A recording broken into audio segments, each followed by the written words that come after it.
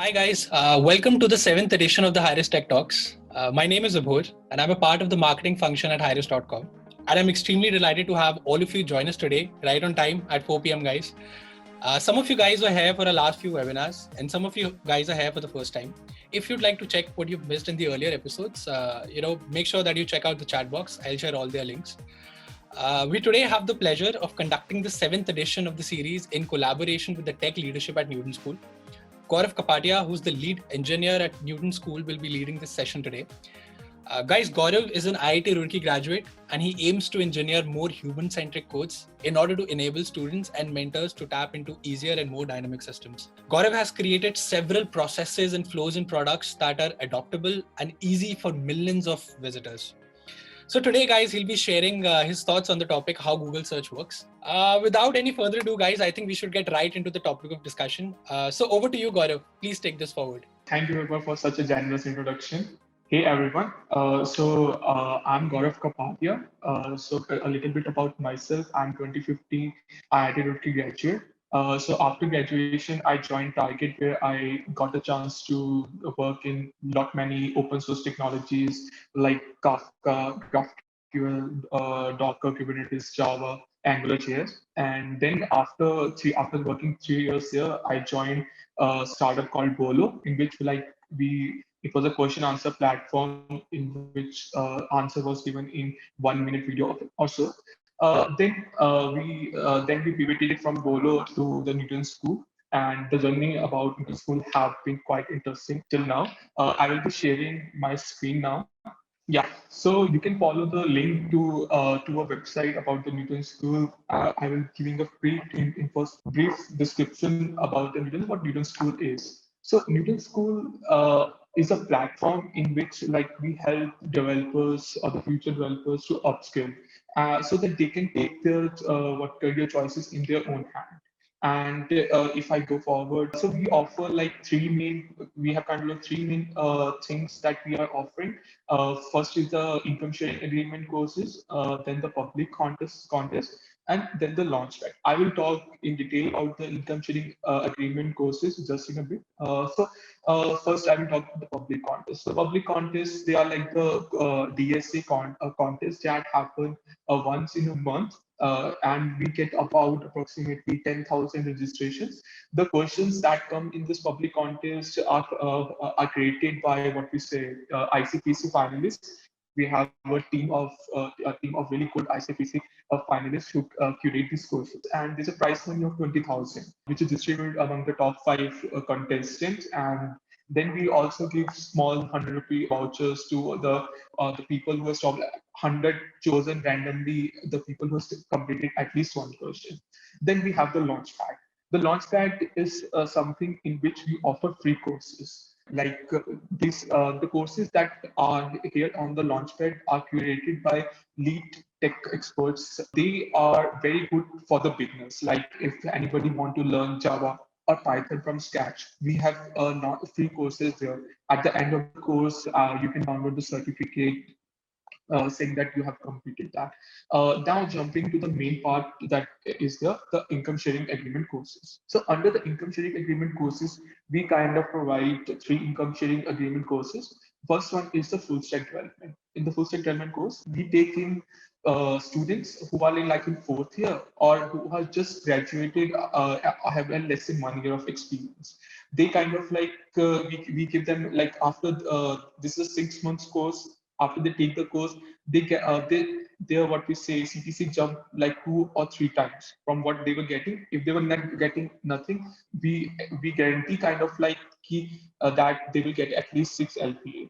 Then we have Newton School for Women. So many times for the women, it happens that they were working in tech because of some family reason.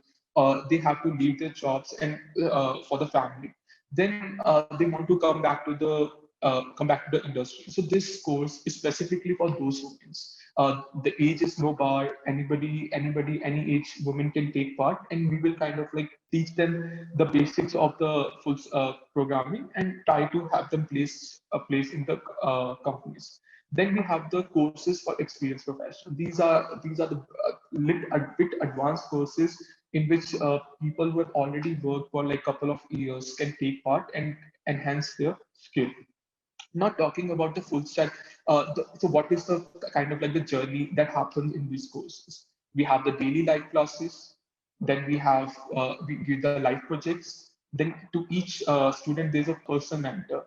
We maintain the ratio of 1 to 10 to the mentor, and this mentor takes regular mentor sessions, and then they have one-to-one interaction with the mentor on regular basis, like twice a week, and the mentor session happens twice a week, and the regular one-to-one interaction happens once a week.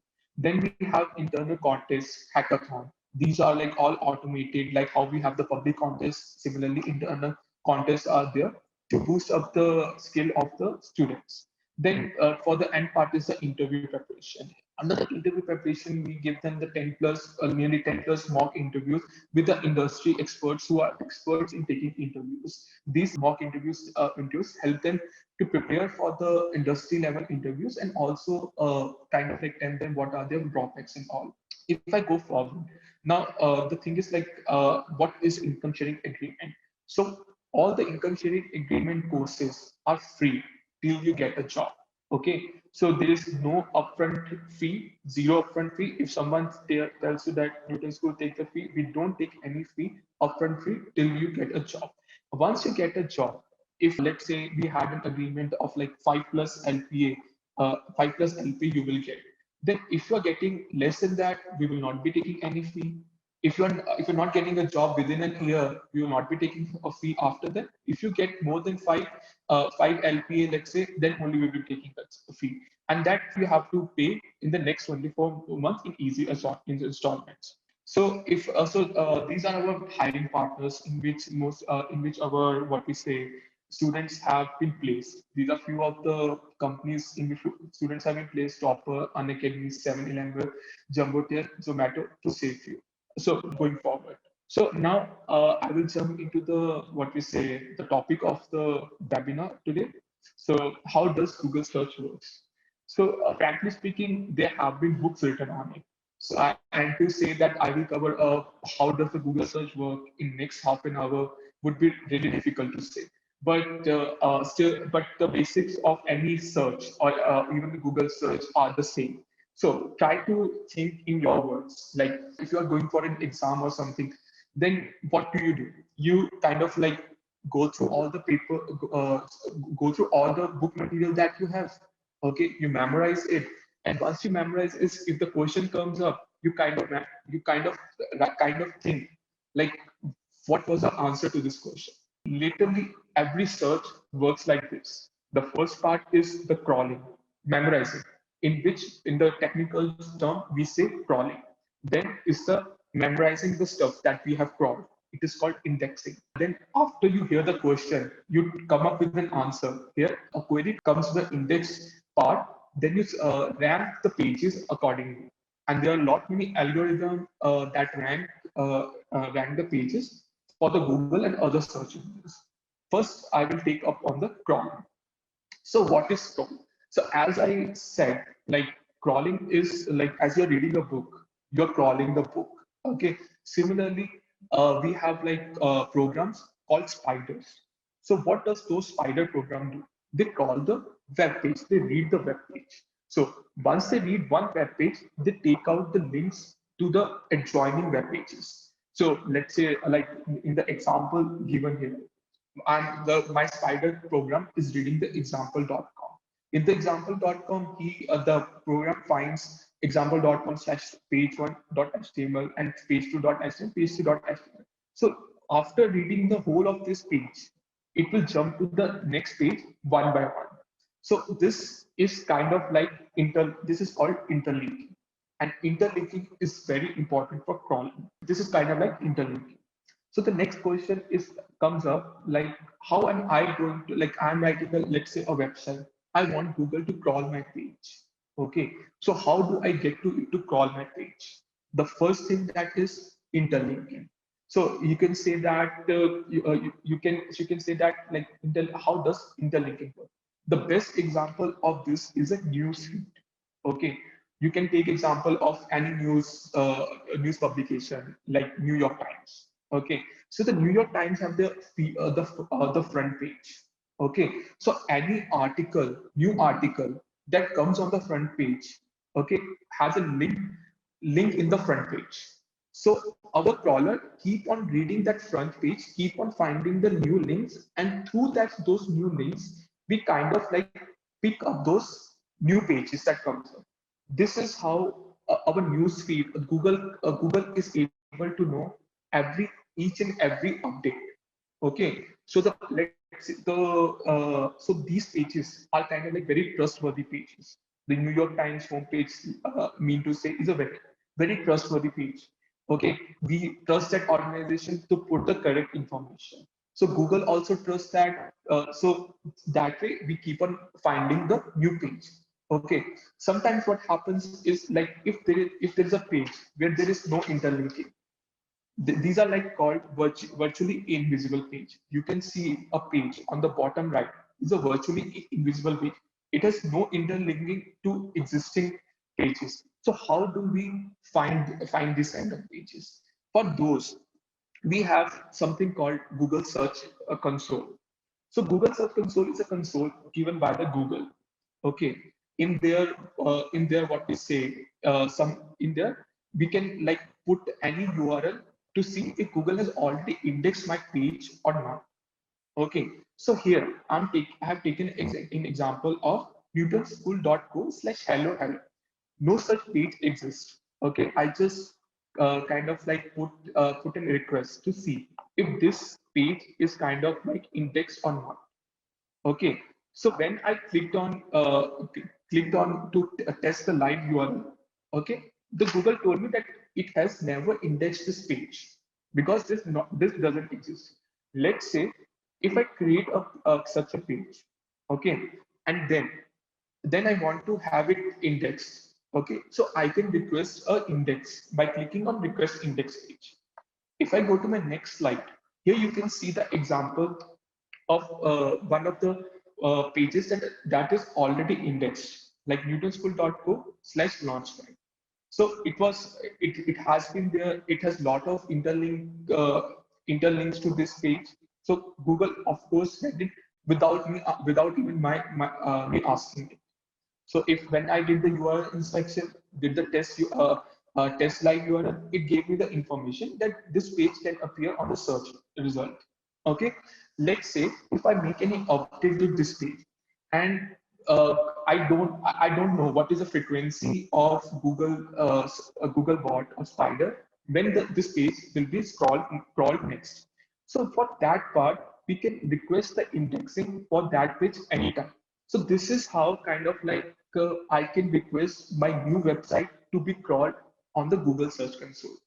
But this kind of mechanism is possible for a very small website.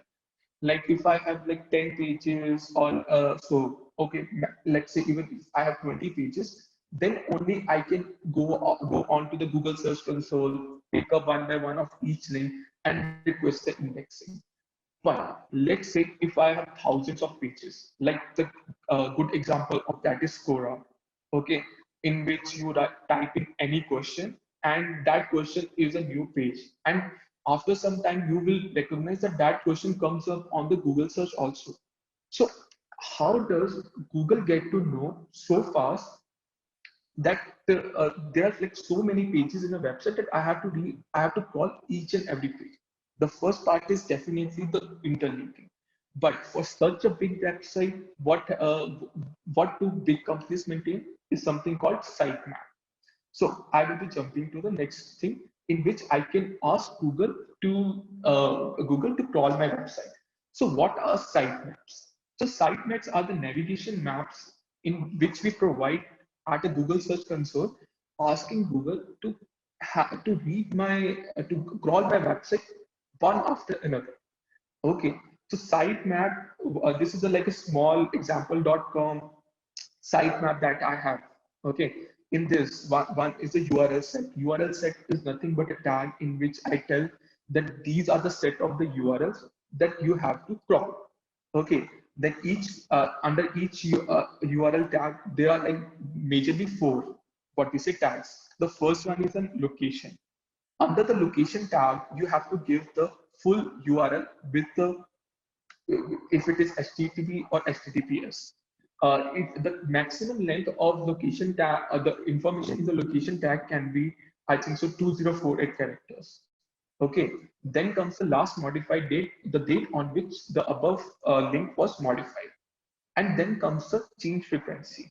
Like like after how much time the spider has to crawl this page again and again. So this is where this is from the one of the information from where we provide that information, and then there comes the priority. What is the priority of this page with respect to the whole website?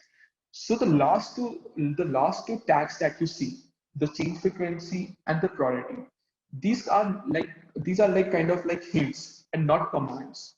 Okay, so if you write even like if you write the change frequency always, okay, the Google will also do its own. The Google Spider will also do its own calculation to see does this page is changing regularly or not. Okay, and similarly, if it is not changing regularly, this will kind of will be a back impact on that link. Okay, and then comes the priority. Priority is also a recommendation. It is not a command saying that this page is a very much priority. Okay, if there is a, it has to range from 0 to 1, and the default value is 0.5. Now this priority calculates within the website or within the sitemap that I have provided. Okay, so let's say if priority of one page is 0.8, for other pages it is 0.5. Okay, and for some pages it is 0.2. Then I priority page. This is out of all the pages that are there. This page is the one that you have to crawl first. So there, and then so it is also important that I don't have to mention all the links on the sitemap. I have to mention just the main link, and from those main link using interlinking, the our spider program will find the different pages. And more interlinking you have, it is more good for your health, for the health of your searching of your website. Okay, then moving forward, it's sometimes we always have a question like I learned how Google crawlers or spiders are crawling my data, but sometimes what happens is I don't want Google to crawl my data. Then what to do? So for those also we have methods. The first method that is there is to add meta tags of called of name Roberts, or if you want a particular, you can pick up the particular bot called Googlebot. So what does these meta tags do? Whenever what we say the spider comes on your web page, the first thing it does is read the metadata that is there in the header part. Okay, in that metadata, if it finds any of such kind of instruction saying that saying that for if it is name equal to Roberts, that means this meta tag is for all the search bot that are there.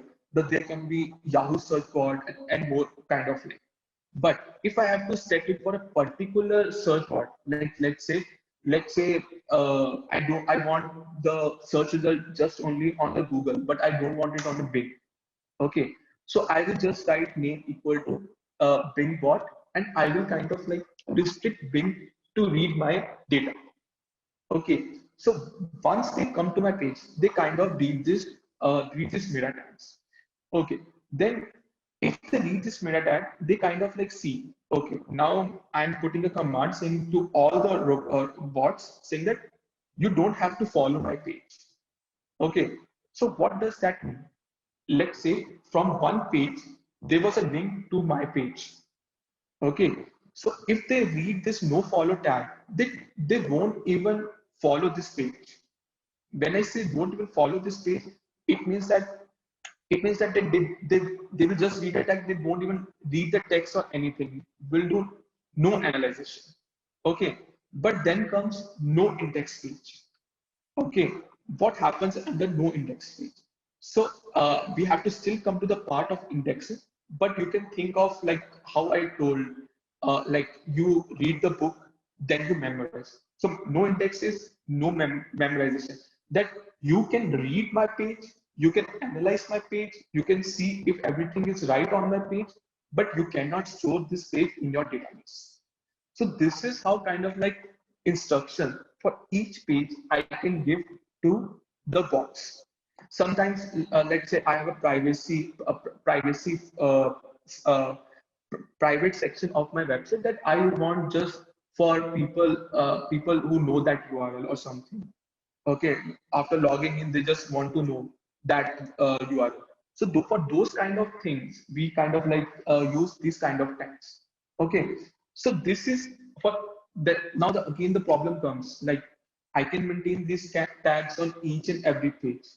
Okay, but what about if I don't want to maintain on each and every page, because this kind of put on weight on my page. Then what I will do is there's something called robots.txt. Okay, so in the robot.txt, if this file exists, then each and every what we say bot first read this file and abide by its rule. Okay, now here the example I have taken is Quora.com slash roberts.txt. In that you can see the user agent Google bot is disallowed from so many places. Okay, so in my website there is something called log page. I don't want Google bot to read it. Okay, so that is kind of like the thing that is sorry. So that is kind of like the thing that I'm asking Google bot to not index. Okay. Similarly, like in Quora, we have all questions, all posts, and such kind of what we say blogs, followers, following. These kind of what we say pages are there. If I go to my profile, I can see all the posts that I have written. Okay, of who all are my followers, who all I'm following. We don't want for each and individual user for Google bot to read it. So kind of like I can give this kind of thing and I can save my page in the page to write those meta tags. So this is a very detailed thing that I can do. If I like this from here, you can see just a Google bot. If I just close my presentation and go to the same link,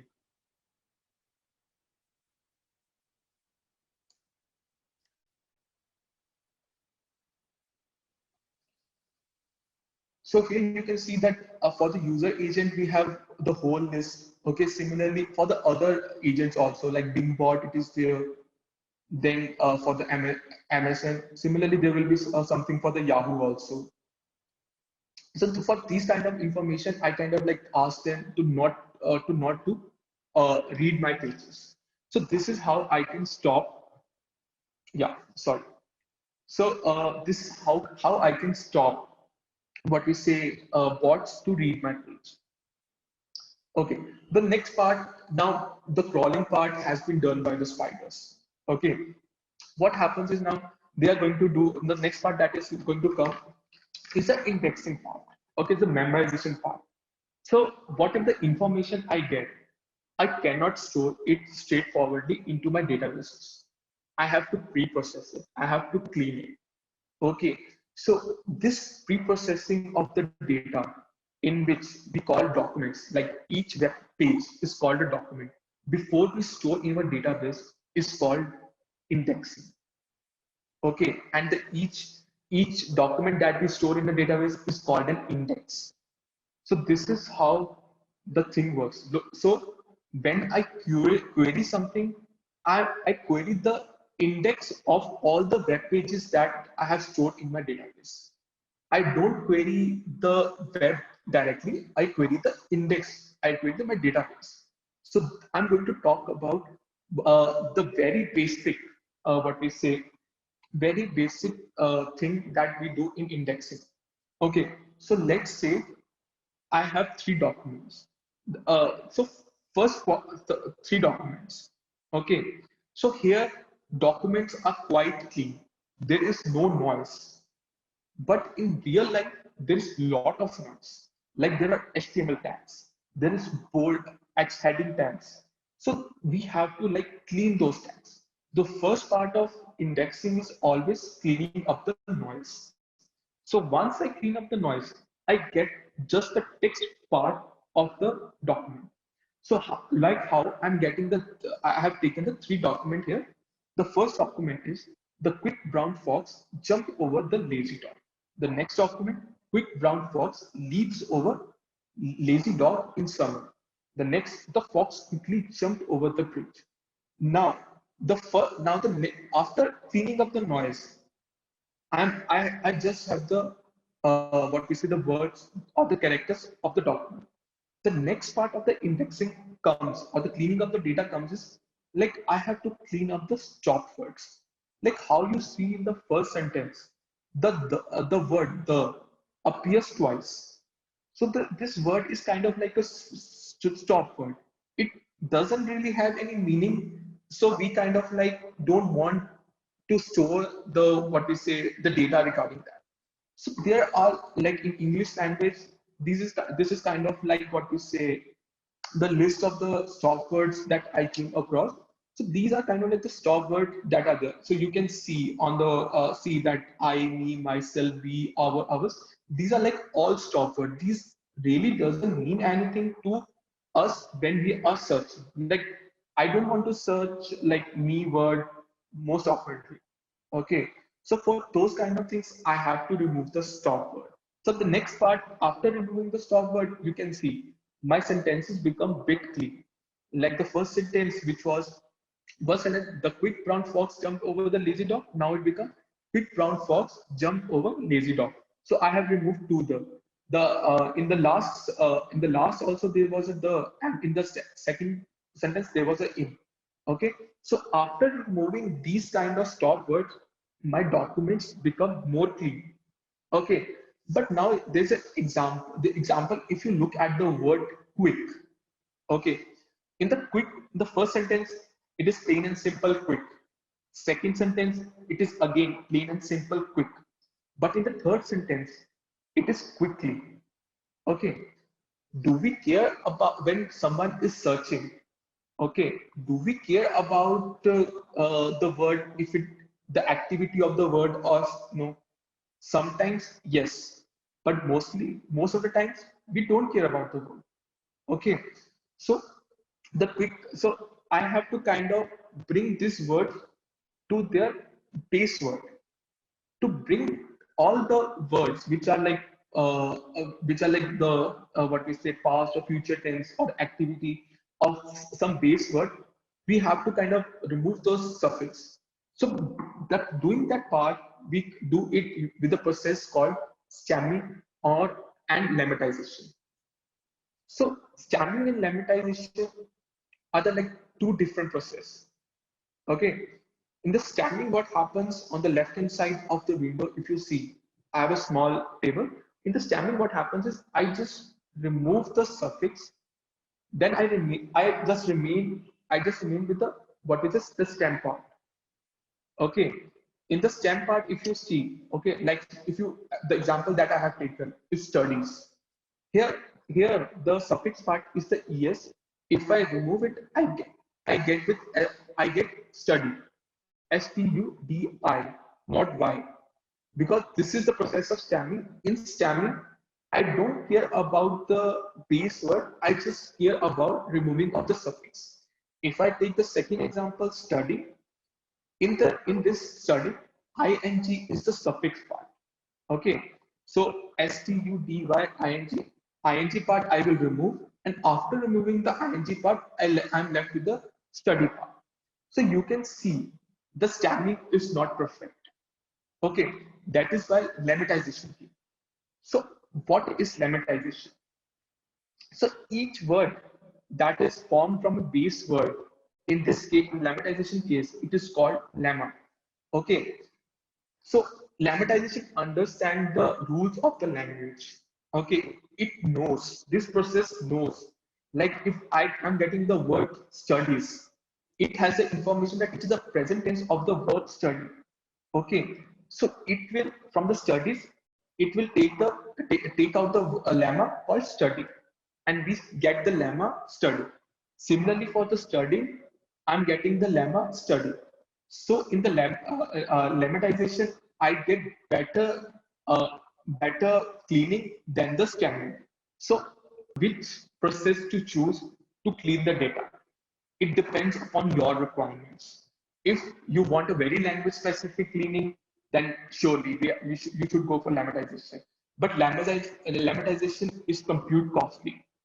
Okay, because it has to store the rules and regulation of all the language. Then we have to kind of like search what is the base word. So that process is there. But in stemming, we have to just remove the suffix. So it all depends upon your requirement. But the Google, since it can afford what we say the compute, so it surely it does the lemmatization. Going forward, then after doing the lemmatization, the documents that I had becomes more clean.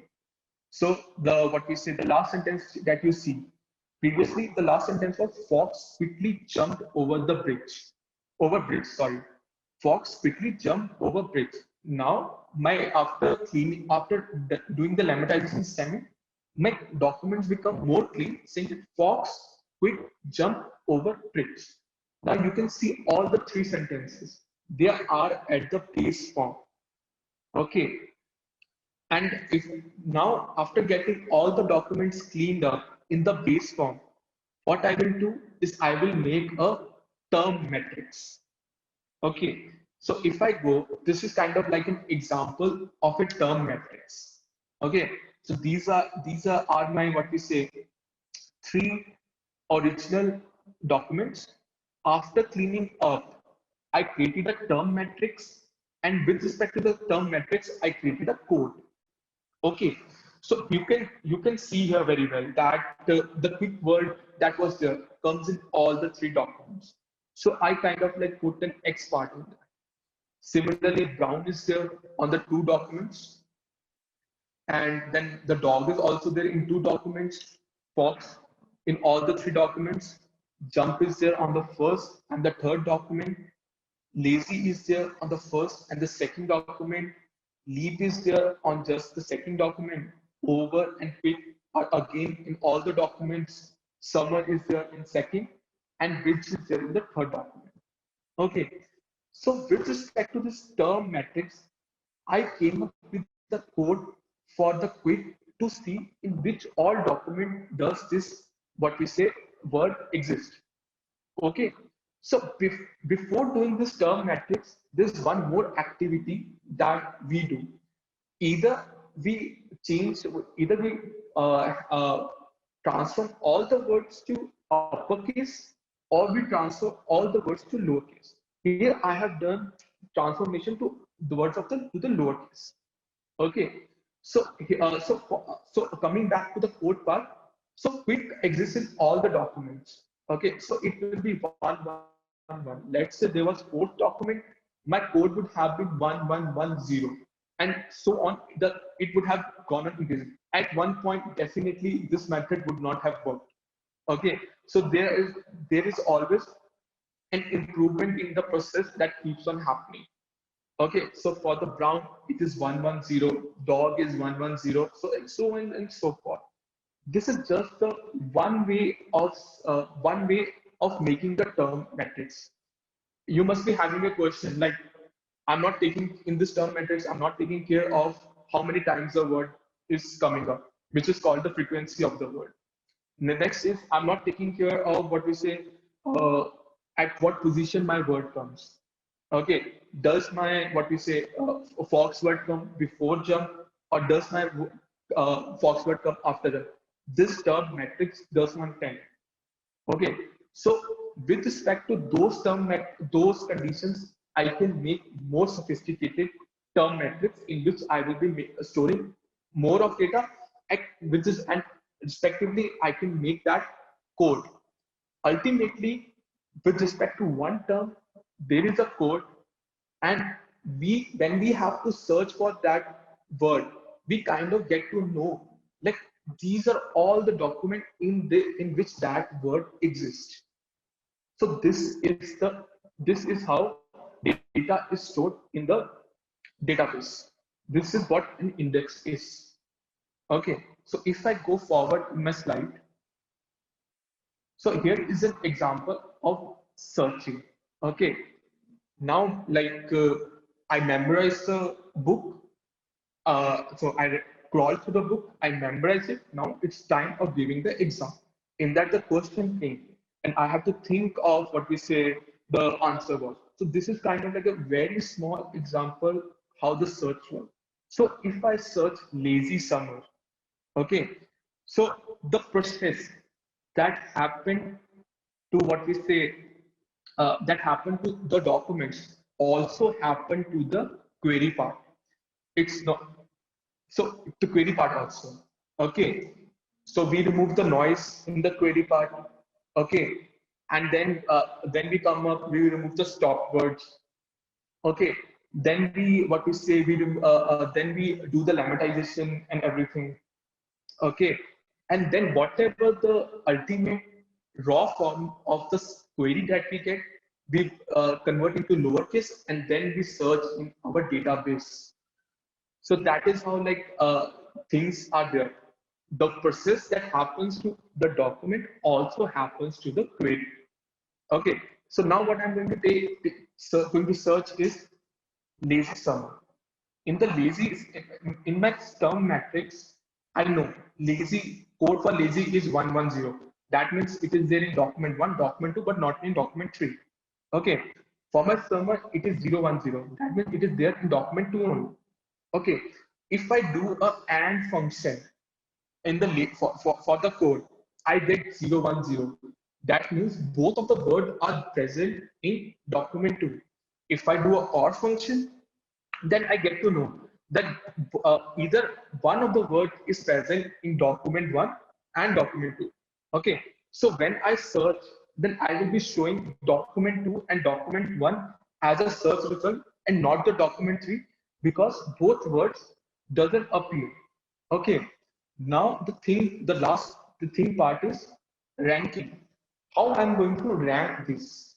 Okay, so for the ranking part, you can see in the end, I got to know the details are there in document 2. So I will rank document 2 more than document 1. So this is how, like, if you search in Google, you see the most relevant result at the top, then so and so forth. And there are like not many pages that are there. The documents are there. So this is how kind of like the indexing take place. We create an inverted index of the code that I have written here. Then we store into the database. Whatever the query comes, we search it into the documents and we take out the document.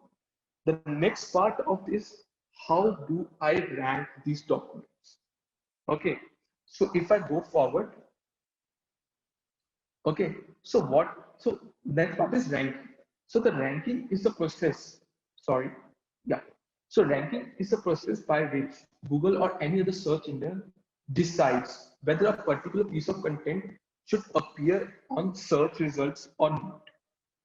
Okay, so if the word, if I have searched some query, if the words doesn't appear in the word in the document, I need not show that. Okay, but if those words appear, I have to kind of like rank with respect to how, with respect to thinking that Google has to think, Google bot has to think like what is the intention of that person to search it. The basic example is, let's say I'm thinking about Olympics location. Okay, so Google has to talk about which Olympics is he talking about? Is he talking about the present Olympics? Is he talking about the Winter Olympics or what we say Summer Olympics? So these kind of decisions are to be made by the ranking algorithm. The first ranking algorithm that Google came up was called the PageRank algorithm. So the PageRank algorithm is named after Larry Page, one of the founders of the Google. So how does the PageRank algorithm work?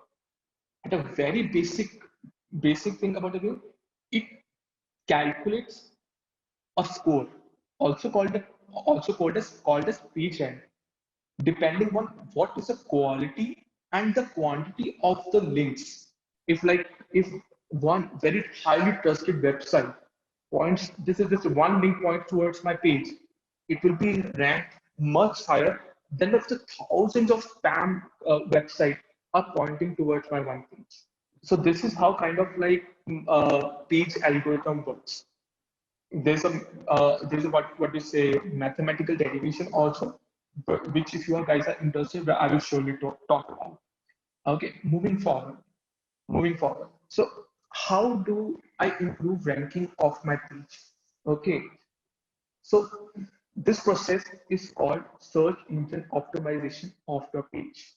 So in this process, there are a lot many points that are there, but I'm going to just talk about the ones that I have written here. So first part is the backlinks. So backlink is very similar to what I have talked about interlinking. Like if there are few website, trusted website pointing towards my page will be also counted as trusted and it will come up on the search result. For the first start, before starting search engine optimization, I just want to say if I'm searching for a query and that query doesn't exist on my document will never come. Okay. The ranking algorithm works on the documents in which your search query components are there. Okay. So that is the one first important thing for there. So you have to kind of like have your content and everything theme very correctly. Okay, the next part is sitemap and the internal linking. You have to kind of like make sure that you provide a sitemap at a Google Search Console, and internal linking of all the pages is there, so that when my crawler comes, each and every page is kind of like crawled upon, so nothing is left. Okay, then the kind of like the very important part is the meta text or the title and the description. The title and the description is the main meta text and which is a window to my web page. Okay, so if I go to my, let's say, web page and I search, let's say, Newton School. Okay, so if I search Newton School, you can see this so the first part, the URL comes. Okay, the next part is the title of the page, and the part that comes below is the description in the meta tag. Okay, so whatever you see here is kind of like a window to your page. So these meta tags are bit important. So title and the description meta tags are very important to as a window of your page. And the other part, the next part is the content of the page. The content of the page should be unique if you want it to be ranked higher. It's very similar to plagiarism that is there, plagiarism check that happens to your thesis or major projects in your college. Okay, if let's say if your report is plagiarized, the professor rejects it. Similarly, Google also checks that if your content is copied from some other page, your website is rejected. Your website comes at below. Okay, so the content of the page is very important. The three things that are there: title, description, content. These have to be on the same lines. Okay, I cannot say my title is recipe for poha, and my description says recipe for lasagna, and my content is saying recipe for butter chicken. So if this kind of like disparity is there, the Google will think you as what is spam website and push you down. Okay, then the URL structure, and in the URL structure you have to say that there should be words and not hashes or just numbers. Okay, so like how we saw newtonschool.co/launchpad. So the launchpad tells thus the URL is telling more about the page than any other thing. So URL is the first view that is there. So if I had written newtonschool.co/123456790, it is telling nothing about me about the page. So Google, if both of the pages are similar, what we say content, the one with the good URL structure will come up, then the bad URL structure. Then the trust assigned to the page. This is really important.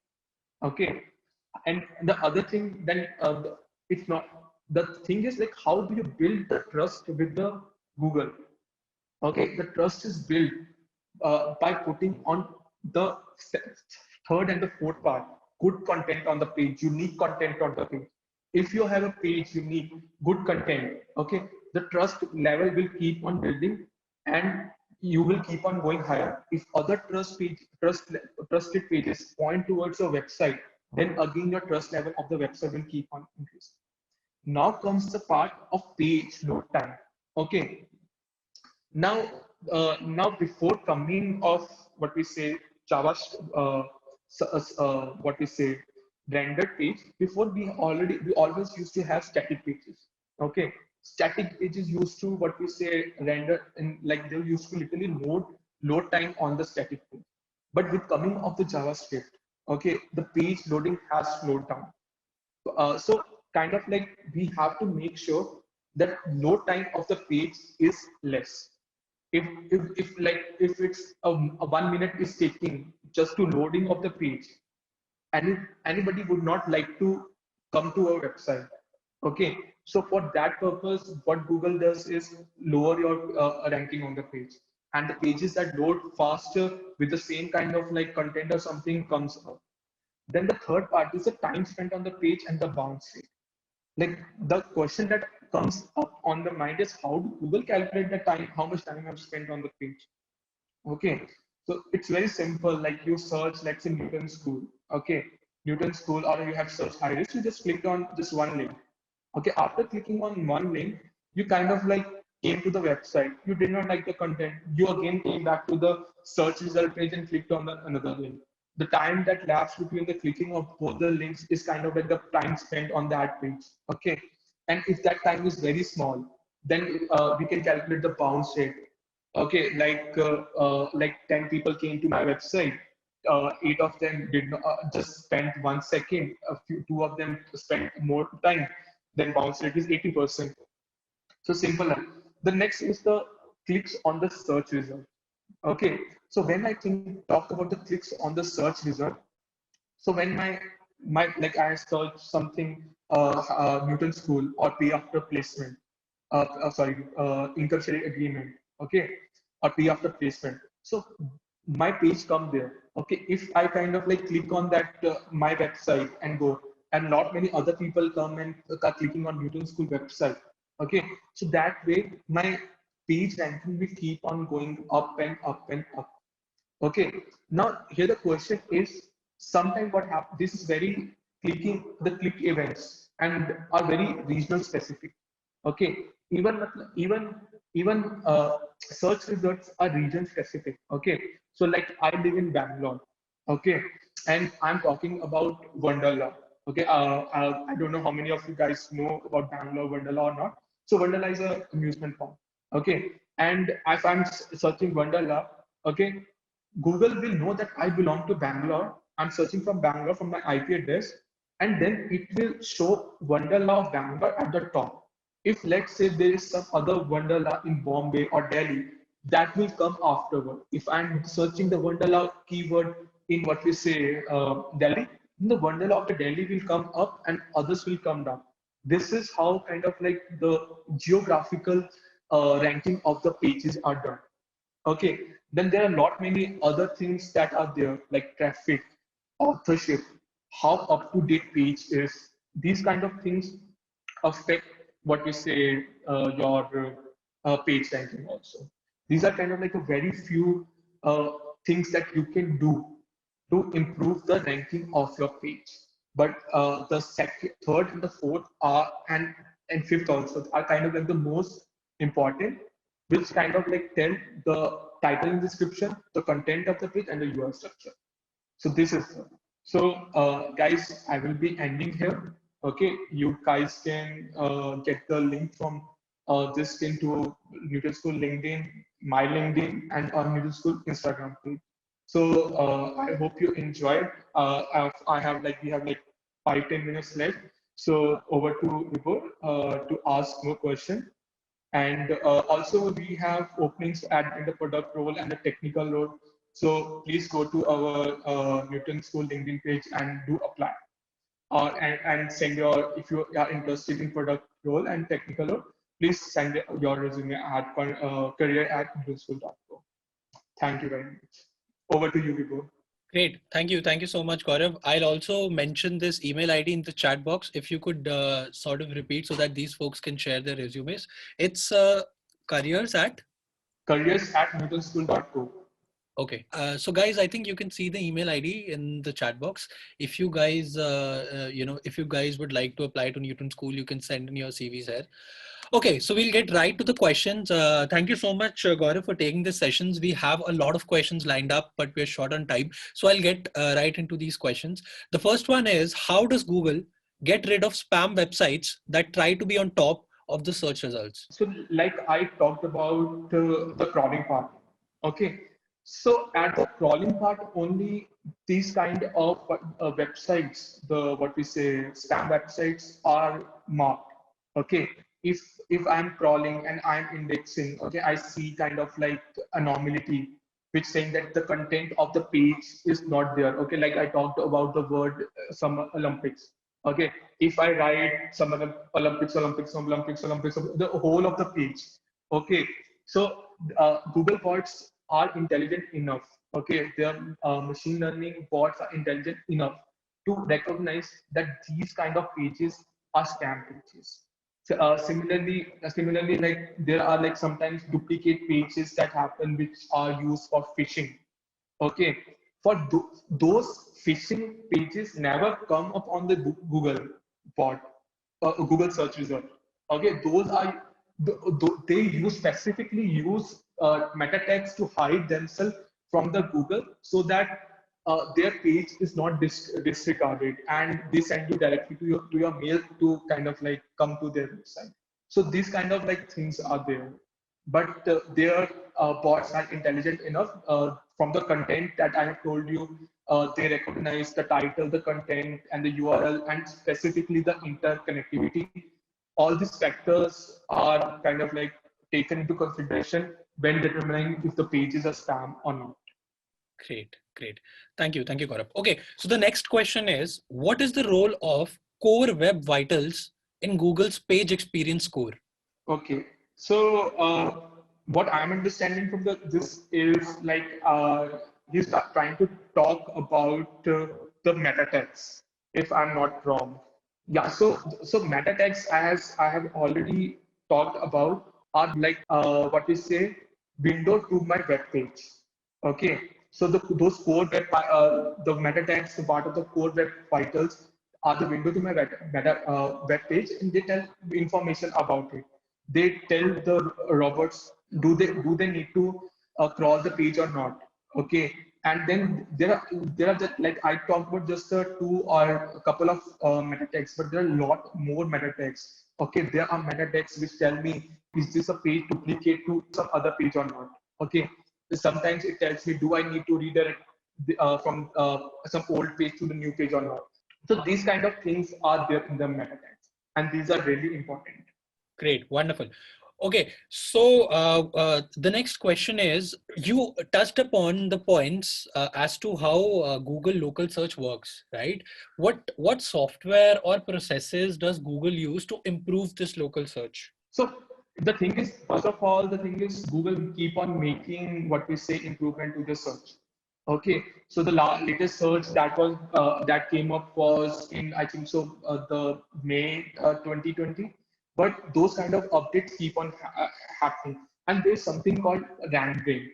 Okay, so RankBrain is the machine learning part. Okay, which Google I think so kind of like said that it existed and kind of like ranks with respect to the region specific. Okay, so Google search is like a distributed system. So one of the distribution center is there in Bombay. Okay, there's one is there in Singapore. One is there in Hong Kong. Similarly, in US, there are a lot many data centers for the Google. Okay, so those kind of like data centers collect the local kind of information. Whenever I search a query, first it goes to my local data center, and from there it kind of like whatever the rank bring algorithm tells me what page to bring up with respect to those localized information. It brings it up. So the RankBrain is the one of the major algorithm that helps in determining, and the update to these keep on happening quite frequently, then we know. And this update kind of like, because it's a distributed system, it takes about couple of weeks to get affected in all the data centers that are there for the Google. Great, great, Yeah. Gaurav. So I think we have time for one more question and then we'll bring an end to this session. Okay, so the question says, adding meta tags forces Googlebot not to follow the content of page, or can the bot choose to ignore this? A follow-up question to this is the bot legally bound to honor this tag?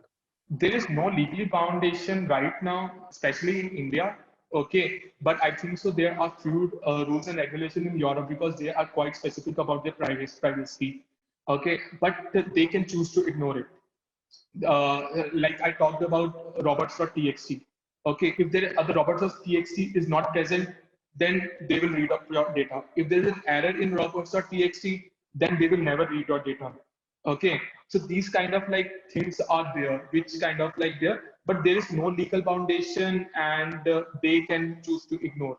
These are like kind of like recommendation, but since these kind of search engines are trustworthy, okay, especially like Google, Yahoo, and other search engines are quite trustworthy. So these will abide by the rules. But there can be some malicious, what we say, search engine, a crawler, which won't abide by this rule.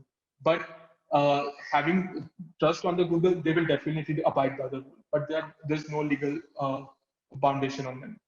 Great, great. Okay, so guys, I think while we were moving forward in the session, most of the questions that came in the Q&A box were answered, right? But still, if your question was not covered today, please make sure that you share it with me on my email. I'll drop my email in the chat box, and I'll forward those questions to Gaurav sir, and I'll make sure that all of your questions are answered. Okay, now that it's past 5, Gaurav, do you have any closing comments that you'd like to share with the audience before we bring an end to this session? That's it. Like, it was a really good experience. Thank you to Highest for inviting me for the talk. Really loved this experience. I hope all of you gained something from this session. You can, what you say, if you have a past session, if you have any questions, you can reach me out to the LinkedIn, and also what we say, reach out to Vibhor with those questions, and you can kind of like, then he will compile and send it and to me, and I will try to answer this. Great, great. Okay, guys, with that, we bring an end to an hour of wonderful insights and experiences. Thank you, Gaurav and Team Newton School for collaborating with us, as well as to all the attendees for joining us and staying with us through this 1 hour. Also, guys, there's a small survey towards the end of the webinar. If you give us your feedback, we'll make necessary improvements in the next one. Thank you so much, guys. See you next time. Have a great weekend. And thank you so much, Gaurav, once again for coming on board and doing this with us. Thank you. Thank you, Vibhor. Okay, guys, good day. Bye-bye.